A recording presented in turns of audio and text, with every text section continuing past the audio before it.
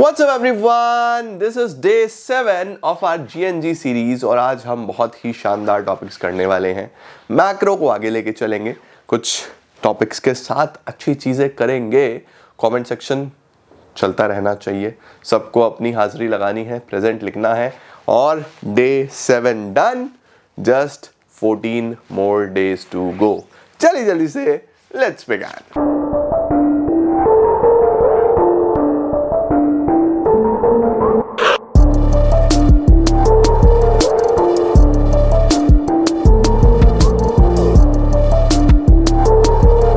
चलो यार जल्दी से, एक छोटा सा टॉपिक हमारा नेशनल इनकम में बचा है, फिर हम आज मनी एंड बैंकिंग शुरू करेंगे। जल्दी से लिखो, national income at current prices versus national income at constant prices.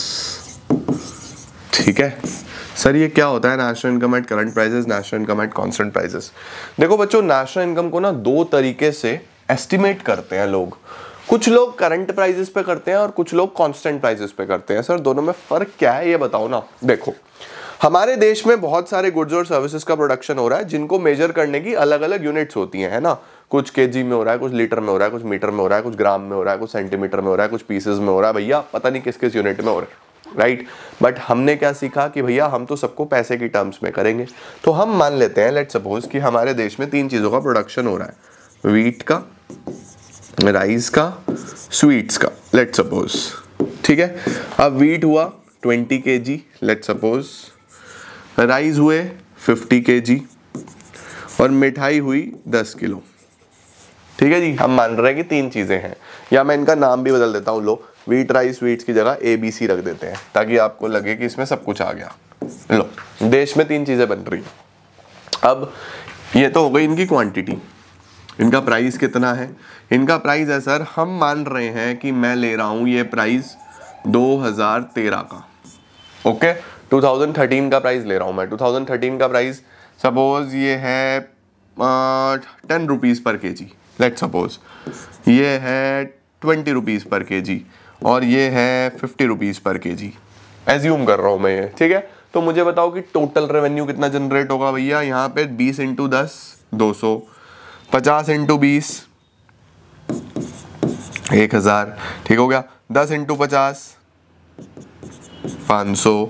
तो टोटल रेवेन्यू जनरेट कितना हुआ? 1000, 1500, 1700। तो हम बोलेंगे जो देश की इनकम है भैया वो 1700 रुपये है।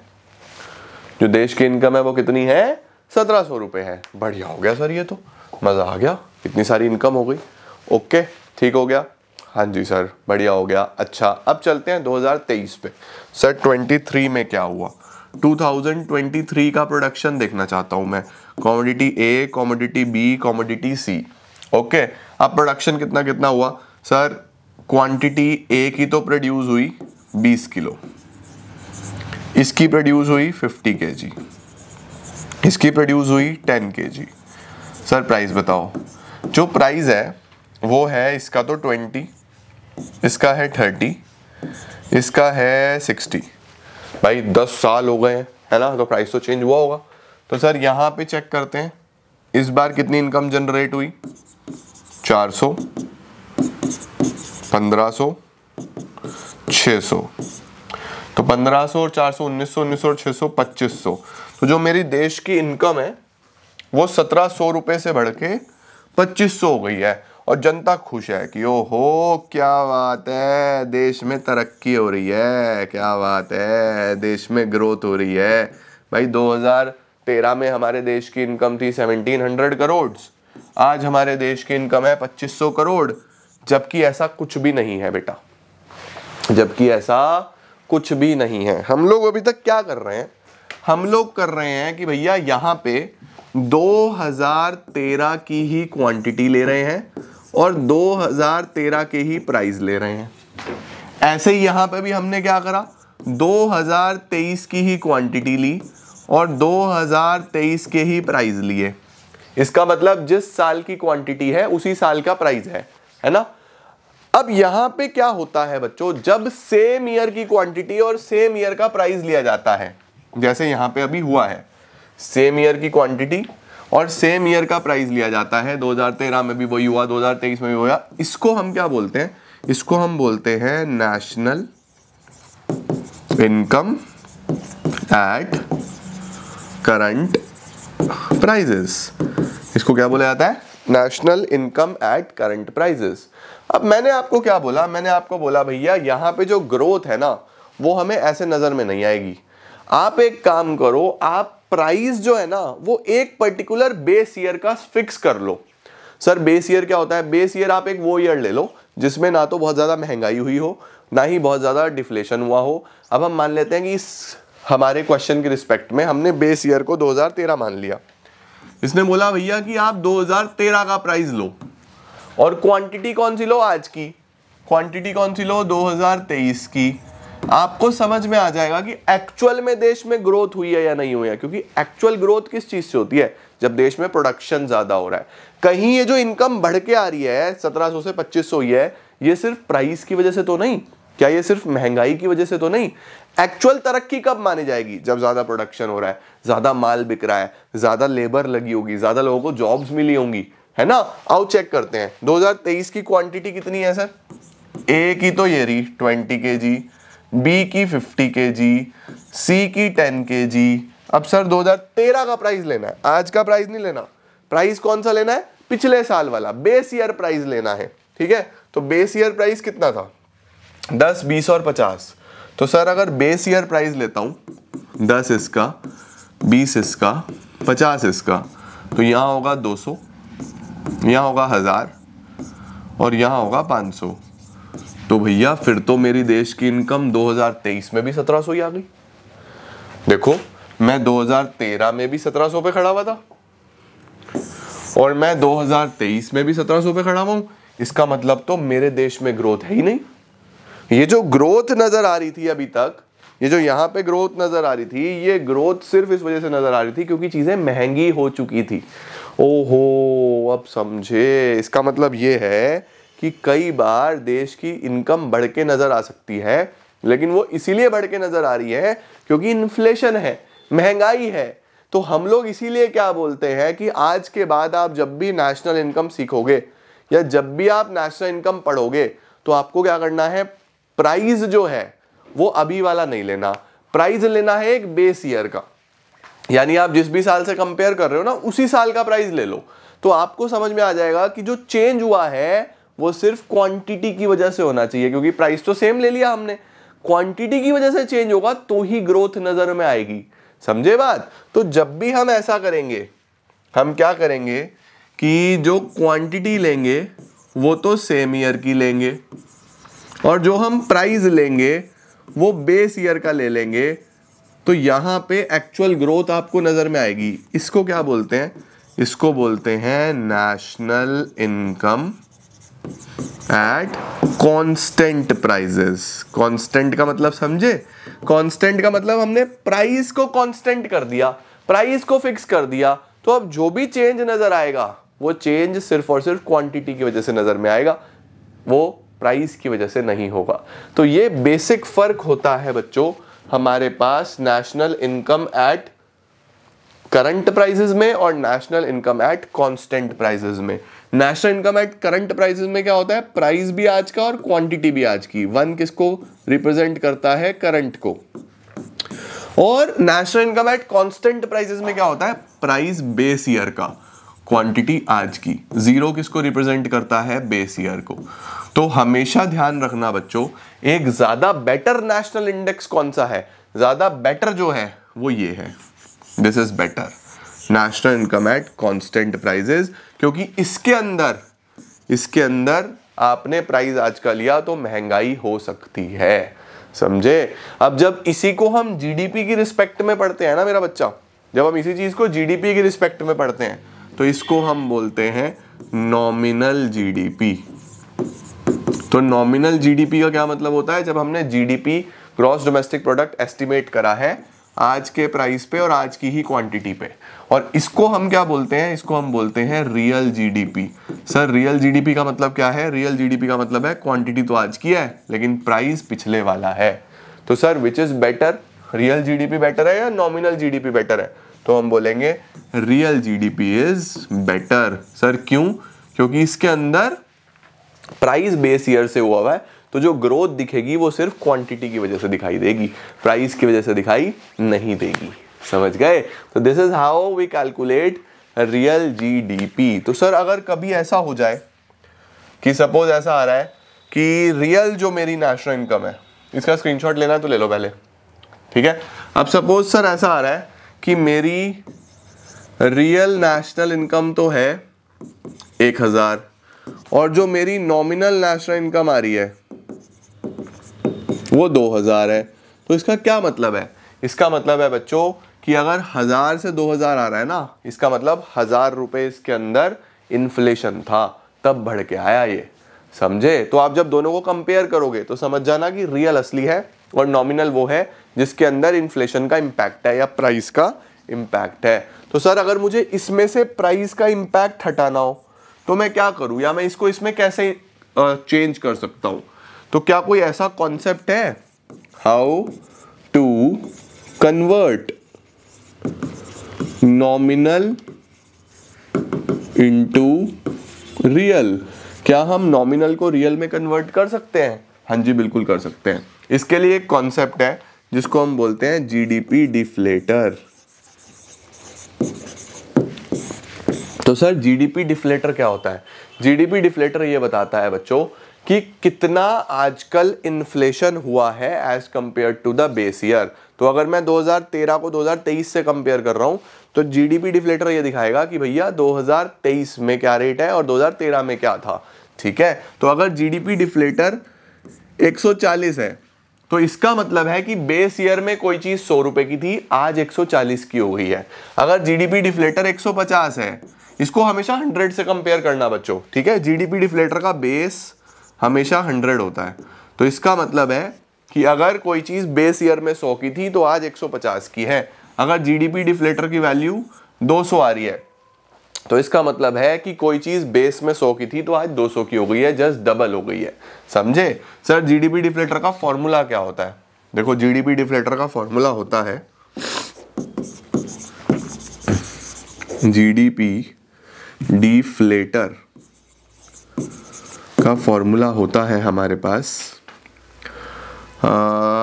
GDP deflator is equal to nominal GDP upon real GDP into 100। ये हो जाता है जीडीपी डिफ्लेटर क्या होता है? Nominal upon real into 100। जैसा अगर मैं अपने वाले क्वेश्चन में देखूं तो देखो नॉमिनल कितना आ रहा था 2000, नॉमिनल कितना आ रहा था 2000 और रियल कितना आ रहा था 1000 इंटू 100। तो इसका क्या मतलब है? इसकी वैल्यू 200 आ जाएगी। इसका मतलब जो भी चीज़ है वो 100 से 200 हो चुकी है एवरेज बेसिस पे, जस्ट डबल हो चुकी है। समझे? इसी को लिखने का एक तरीका और होता है, इसी को हम बच्चों प्राइस इंडेक्स भी बोलते हैं। तो इसको कई बार ऐसे भी लिखा जाता है, देखो price index is equal to national income eight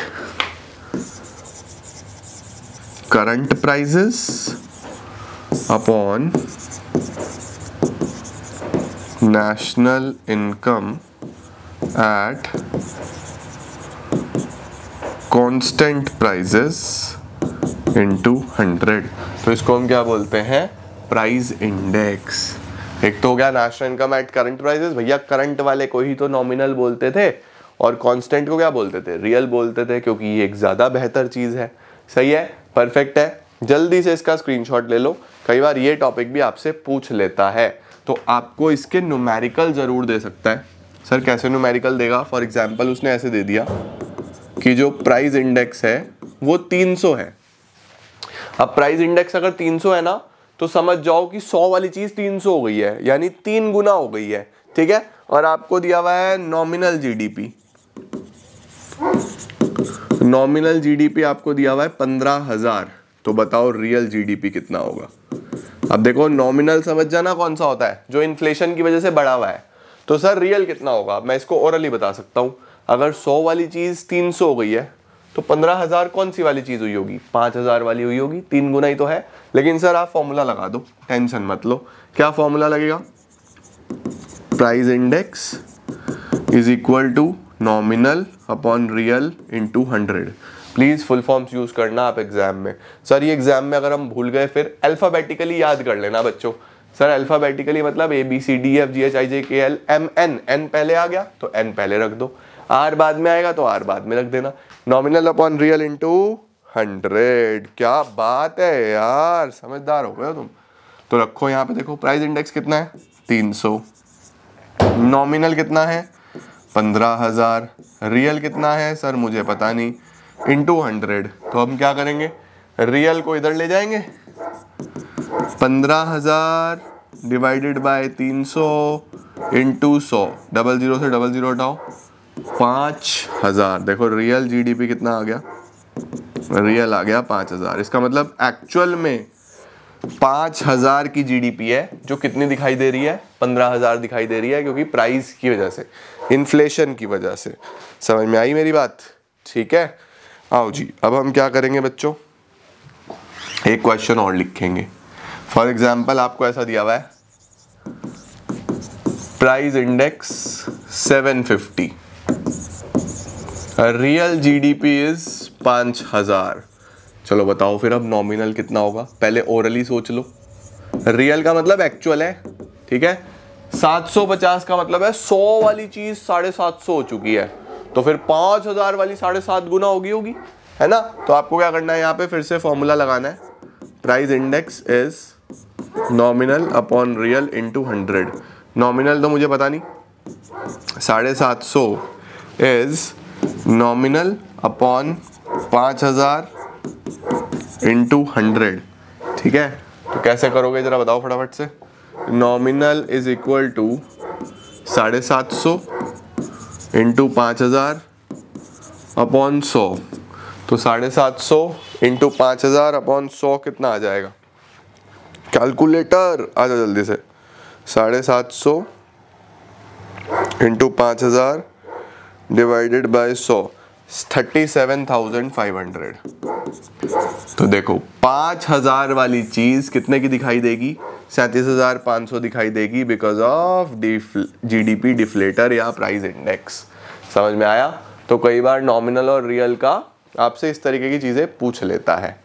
okay, अच्छा, अब एक छोटा सा कॉन्सेप्ट लिखो, कैन वी कंसीडर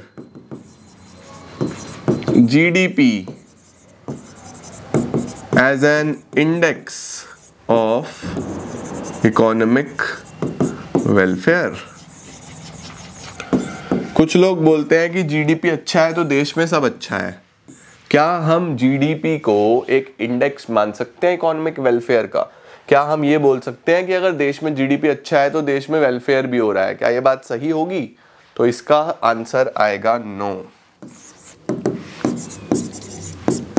इसका आंसर आएगा बच्चों no. GDP can not be considered as the only index of economic welfare in the country. हम जीडीपी देख के ये नहीं बता सकते कि देश में वेलफेयर है या नहीं है। सर ऐसा क्यों है? हम जीडीपी देख के क्यों नहीं बता सकते कि देश में वेलफेयर है या नहीं है? क्योंकि बहुत सारी ऐसी चीजें हैं बच्चों जो वेलफेयर के लिए अच्छी है, लेकिन हम उसको जीडीपी में कंसिडर ही नहीं करते हैं, है ना। जो हमारे लिए अच्छी है, जो हमारी खुशी के लिए बहुत अच्छी है, जो हमारे वेलफेयर के लिए बहुत अच्छी है, लेकिन हम उनको जीडीपी में तो कंसिडर ही नहीं करते हैं। तो सर ऐसे क्या है? देखो, जैसे सबसे पहले मैं आपको बोलूं, number 1, distribution of GDP. Suppose करो डिस्ट्रीब्यूशन ऑफ जीडीपी। अब आप ये समझो कि सपोज देश के अंदर जीडीपी बढ़ रहा है। जीडीपी क्यों बढ़ता है? जब प्रोडक्शन बढ़ती है। अब आप एज्यूम करो कि अगर वो प्रोडक्शन सिर्फ और सिर्फ लार्ज स्केल इंडस्ट्रीज की वजह से बढ़ रही हो, उसके अंदर स्मॉल स्केल का कोई कंट्रीब्यूशन ही ना हो, इसका मतलब जितना भी पैसा कमा रहे होंगे वो लार्ज स्केल इंडस्ट्रीज वाले कमा रहे होंगे, स्मॉल स्केल वाला तो कमा ही नहीं पा रहा। अगर स्मॉल स्केल वाला कमा नहीं पा रहा तो फिर देश की तरक्की कैसे हो रही है? पूरे देश में वेलफेयर कैसे हो रहा है? वेलफेयर तो बस लार्ज स्केल वाले का हो रहा है। तो हम लोग बोल सकते हैं कि सिर्फ जीडीपी बढ़ने मात्र से हम ये नहीं बोल सकते कि देश में वेलफेयर हो रहा है। हाँ, मैं ये जरूर बोल सकता हूं कि भैया सही चल रहा है। हाँ, मैं ये ज़रूर बोल सकता हूँ कि भैया ठीक है, प्रोडक्शन बढ़ रहा है, लोगों को जॉब्स मिल रही होंगी, बट स्मॉल स्केल वाले को हेल्प हो रही है या नहीं मिल रही है, आई एम नॉट श्योर, है ना। तो डिस्ट्रीब्यूशन ऑफ जीडीपी एक पॉइंट है। और हम क्या बोल सकते हैं, और हम बोल सकते हैं जैसे बहुत सारी हमारी नॉन मार्केट ट्रांजैक्शंस हैं जो हमारे वेलफेयर के लिए बहुत अच्छी होती हैं, लेकिन जीडीपी में वो कंसिडर ही नहीं होती। सर नॉन मार्केट ट्रांजैक्शंस जैसे जैसे हमारी services of mothers, services of हाउसवाइफ्स, है ना, हमारे घर पे बहुत सारी सर्विसेज हैं जो शुरू भी होती हैं, ख़त्म भी हो जाती है, लेकिन वो जीडीपी का पार्ट नहीं है ना। अभी आप प्रिकॉशंस में पढ़ के आए थे कि नॉन मार्केट ट्रांजैक्शंस या सर्विसेज फॉर सेल्फ कंजम्पशन हम इंक्लूड नहीं करते, वेलफेयर के लिए बहुत अच्छी है वो। तो वो जो चीज़ें हैं बच्चों, वो हमारे पास जीडीपी का पार्ट नहीं बनती, बट हमारे वेलफेयर के लिए तो बहुत अच्छी है। तो हम कैसे कह दें कि जीडीपी से ही पता लगेगा वेलफेयर हो रहा है या नहीं हो रहा है। अब एक घर में जहाँ पे प्रोडक्शन नहीं हो रही लेकिन हाउसवाइफ्स अपनी सर्विसेज दे रही है, मदर्स अपनी सर्विसेज दे रही हैं, तो वेलफेयर तो बहुत है। तो फिर कैसे कह दें, तो नहीं कह सकते, है ना। इसी तरीके से बच्चों हम लोग बोलते हैं एक्सटर्नैलिटीज। एक्सटर्नैलिटीज सर एक्सटर्नैलिटीज क्या होती हैं? एक्सटर्नैलिटीज होती हैं बच्चों बहुत सारी एक्टिविटी की पॉजिटिव्स या बहुत सारी चीज़ों की नेगेटिव्स। अब पॉजिटिव्स यानी कि जो हमारी वेलफेयर के लिए बहुत अच्छी है लेकिन उसको हम जीडीपी में कंट्रीब्यूट नहीं कर रहे, और बहुत सारी ऐसी चीज़ जो हमारे वेलफेयर के अगेंस्ट है लेकिन उसको भी हम जीडीपी में कंसिडर नहीं कर रहे। तो हम कैसे मान लें कि जीडीपी से ही वेलफेयर सिग्निफाई हो रहा है? सर पॉजिटिव्स के बारे में बताओ। फॉर एग्जाम्पल, अब अगर मैं अच्छा फील नहीं कर रहा तो मैं अपने घर से बाहर जाऊंगा, आसपास कोई पार्क देखूंगा, उस पार्क में घूम के आऊंगा। पब्लिक पार्क बना हुआ है, उसके अंदर मैं घूम के आ रहा हूं, तो मुझे वेलफेयर दे रहा है। लेकिन सिंस वहां पे कोई प्रोडक्शन ऑफ गुड्स या सर्विसेज नहीं हुई तो उसका जीडीपी से कोई लेना देना ही नहीं है। तो फिर हम क्या बोलेंगे कि भैया वेलफेयर तो है लेकिन जीडीपी में तो आएगा ही नहीं। तो ये होती है एक पॉजिटिव एक्सटर्नैलिटी। सिमिलरली बच्चों बहुत सारे ऐसे लोग हैं जो कि बहुत सारा नुकसान पहुंचा रहे हैं लेकिन उनके ऊपर कोई पेनल्टी नहीं लगाई जा रही। सर जैसे अगर आप ऐसे व्हीकल्स यूज कर रहे हो जिनकी एक्सपायरी डेट निकल चुकी है, यानी कई बार ऐसा होता है कि लोग बहुत पुराने व्हीकल्स चलाते रहते हैं जो बहुत पॉल्यूशन कर रहे होते हैं, लेकिन चला रहे हैं, पॉल्यूट कर रहे हैं एनवायरनमेंट को। हम लोग बहुत सारा वेस्ट ऐसे ही जनरेट करके और उसको ऐसे ही फेंक देते हैं, पॉल्यूट कर रहे हैं। बहुत सारी फैक्ट्रीज से वेस्ट निकल रहा है जो पानी में जा रहा है, बहुत सारी जगह से ऐसी चीजें हो रही हैं जिससे ड्रिंकिंग वाटर खराब हो रहा है लेकिन उस चीज का कोई ध्यान नहीं दे रहा। तो वो एक नेगेटिव एक्सटर्नैलिटी है जो हमारे वेलफेयर को इंपैक्ट कर रही है। अब हमने वो तो देखा नहीं कि फैक्ट्री कितना वेस्ट जनरेट कर रही है, हमने ये देखा कि फैक्ट्री से प्रोडक्शन बढ़ रहा है, जीडीपी बढ़ रहा है, देश की तरक्की हो रही है। नहीं भैया, तरक्की जरूर हो सकती है, वेलफेयर नहीं हो रहा है यहाँ पे भी। तो एक्सटर्नैलिटीज भी यही चीजें हैं कि बहुत सारी चीजों के पॉजिटिव्स और नेगेटिव इंपैक्ट्स जो हम कंसिडर ही नहीं करते हमारे वेलफेयर को इंपैक्ट करते हैं, है ना। कई बार प्राइस चेंजेस की वजह से जीडीपी बढ़ी होती है। जैसे मैंने आपको दिखाया कि प्राइस बढ़े हुए थे, सिर्फ इस वजह से जीडीपी बढ़ के आ रहा है। तो अगर प्राइस बढ़ने की वजह से जीडीपी बढ़ के आ रहा है तो भैया कौन सा वेलफेयर, है ना, कौन सा वेलफेयर हो रहा है हमें, राइट। उसके बाद distribution of goods and services. Distribution क्या इक्वल है हमारे देश में? क्या जॉब एम्प्लॉयमेंट इक्वल है? क्या अपॉर्चुनिटीज इक्वल है? नहीं है तो फिर भैया कौन सा वेलफेयर हो रहा है? तो सिर्फ जीडीपी देख के, सिर्फ ग्रोथ देख के, सिर्फ प्रोडक्शन बढ़ा है ये देख के मैं ये नहीं बोल सकता कि मेरे देश में वेलफेयर हो रहा है। तो अगर आपसे कोई पूछ ले क्या जीडीपी एक प्रॉपर इंडेक्स है वेलफेयर का, तो आप बोलोगे no, GDP may not be, may word लगाना, ठीक है, may not be considered as an index of economic welfare because of these reasons, right.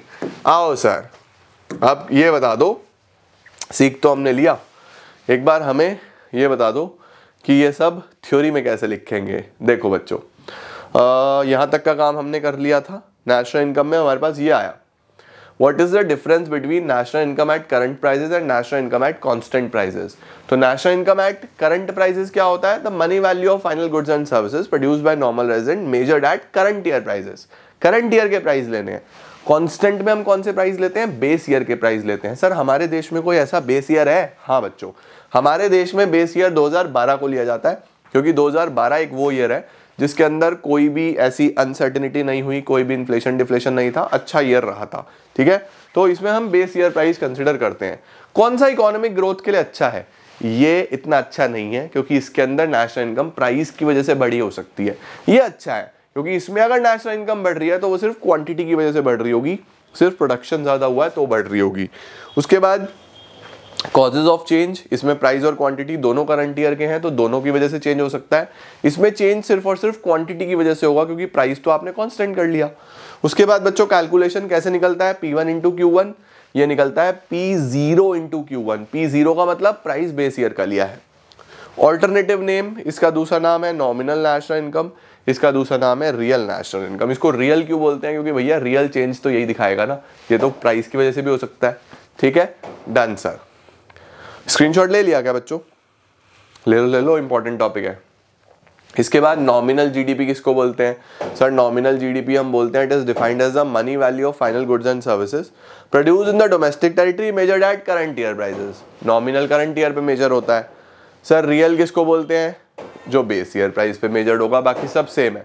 उधर फॉर्मूला भी देखते चलना, प्राइस इंडेक्स की टर्म्स में फॉर्मूला भी लिखा हुआ है, ये मैं आपको ऑलरेडी लिखवा चुका हूँ अभी पीछे। ठीक है सर, जीडीपी डिफ्लेटर किसको बोलते हैं? GDP deflator ratio of nominal to real GDP, इसको हम जीडीपी डिफ्लेटर बोलते हैं। जीडीपी डिफ्लेटर का formula nominal upon real into 100, पहले एन फिर आर, याद रहेगा ना? Done sir. इसके बाद सर जीडीपी डिफ्लेटर क्यों इंपॉर्टेंट है? क्योंकि ये एक टूल है जो ये दिखाता है कि कितना चेंज प्राइस की वजह से हुआ है बेस ईयर और करंट ईयर में। Perfect sir. सर जीडीपी को क्या मैं एक इंडेक्स ऑफ इकोनॉमिक वेलफेयर बोल सकता हूं? तो हम बोलेंगे नहीं, यही लिमिटेशंस हैं जीडीपी के as a perfect index of economic welfare, यही यहाँ पे आ गए। डिस्ट्रीब्यूशन ऑफ जीडीपी बराबर हुआ है नहीं हुआ है, non monetary exchanges, externalities, price भी मैंने आपको दिखाया, यही सारी चीजें हमारे पास लिमिटेशंस में आ जाती हैं। एक बार अपनी बुक्स उठा के रीडिंग जरूर लगा लेना ताकि मिस ना हो कोई भी चीज। ठीक है बच्चे, distribution of GDP, non monetary exchange, इसका स्क्रीनशॉट ले लो फटाफट से, मैं आपको सब समझा चुका हूं, ये सही है। उसके बाद एक्सटर्नैलिटीज मैंने आपको बता दिया, ये बहुत इंपॉर्टेंट है, एग्जाम में आता है। पॉजिटिव एक्सटर्नैलिटी किसको बोलते हैं, नेगेटिव एक्सटर्नैलिटी किसको बोलते हैं, आपको पता होना चाहिए। डन सर, धन्यवाद गाइज। इसी के साथ हमारा नेशनल इनकम आज फाइनली समाप्त होता है। मैं सोच रहा था मनी बैंकिंग भी आज ही करा दूंगा, बट नहीं, तुम लोग आराम से बैठ के अपना नेशनल इनकम कंप्लीट कर लो, रेडी कर लो। इंडियन इको का भी आप 1 यूनिट कर चुके हो। कल हम लोग मनी बैंकिंग करते हैं, मनी बैंकिंग को डे 8 पे लेके चलते हैं और आज आप अपना पूरा यूनिट कंप्लीट कर लो। लर्निंग नहीं हुई तो लर्निंग कर लो, ये वाला पार्ट छोटा हुआ था इसको भी पूरा कर लो आज। ठीक है, thank you so much everyone for joining in. I hope आपने एंजॉय करा होगा। पूरा नेशनल इनकम का यूनिट काफी इंपॉर्टेंट था, समय भी लिया लेकिन करना बहुत इंपॉर्टेंट था, तो हमारा हो गया है फाइनली। कल मनी बैंकिंग पूरा करते हैं और फिर चीजों को आगे बढ़ाएंगे। Thank you so much everyone.